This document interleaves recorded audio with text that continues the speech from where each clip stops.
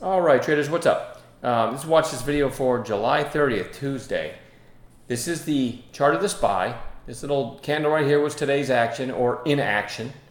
Very, very low volume. Keep in mind, it's summer and FOMC is Wednesday, the FOMC announcement. So you can tell everything's just on hold until Wednesday. I suspect tomorrow is going to be dead just like today.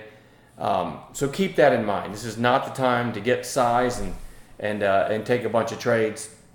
I took 2 trades this morning, didn't really do anything the rest of the day. But still have a watch list for tomorrow. So here it is, right? NBY.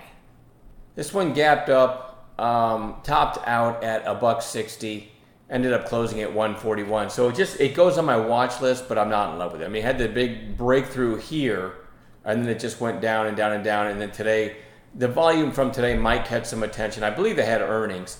But I watched it trade today. It traded a little bit heavy.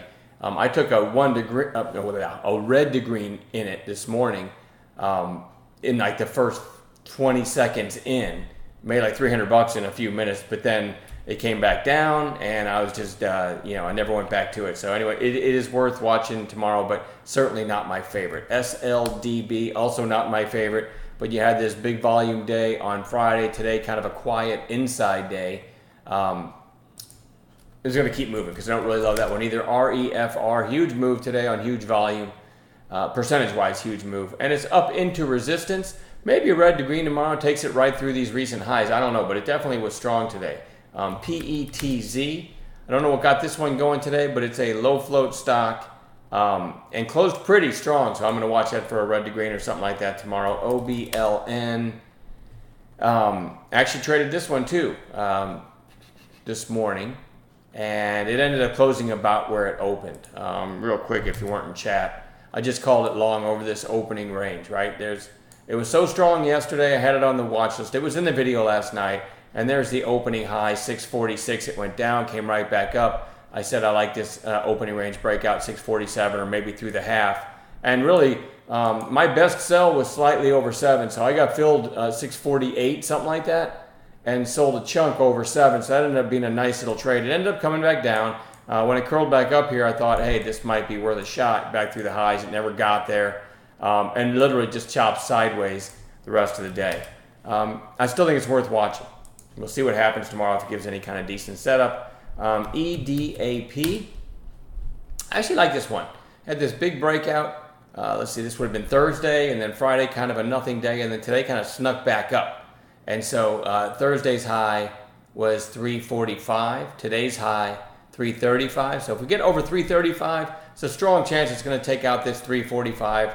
And then, maybe a breakout. Anytime you get a big gap up and then you take out the high of that big gap up day, especially if it doesn't have to come too far, which in this case it won't have to if that happens tomorrow, you can get a little short squeeze because shorts pile in here, especially when it started to roll over yesterday, I should say Friday, and then it's right back up. So it's probably one of my favorite charts going into tomorrow.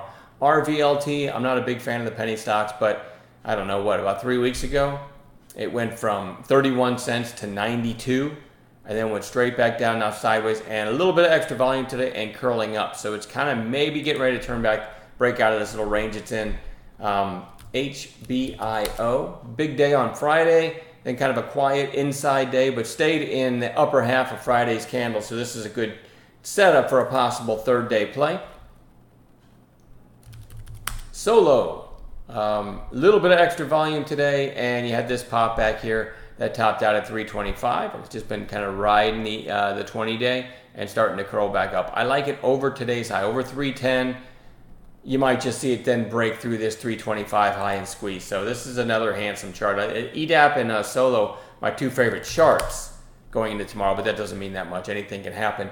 ALGN, just another red day, a little bit of a bottoming tail today. This thing's really beaten up. If you think about 4 days ago, this was $279, almost $280, and now it's trading at $196. So that one's interesting. I didn't get a setup in it today, but I'm going to watch it again tomorrow.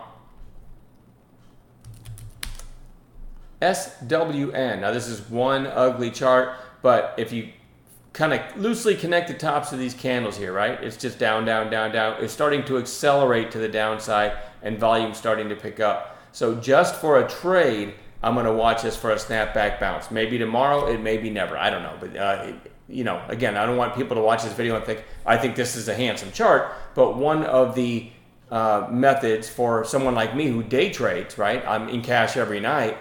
You can get a nice intraday trade on one of these shapes that kind of start to get that, or one of these stocks that start to get that downside shape. So that goes on watch. And then PSNL, a recent IPO that's also kind of getting downside shape. There's no chart to go on because it's a recent IPO. So you look to the left, there's nothing there.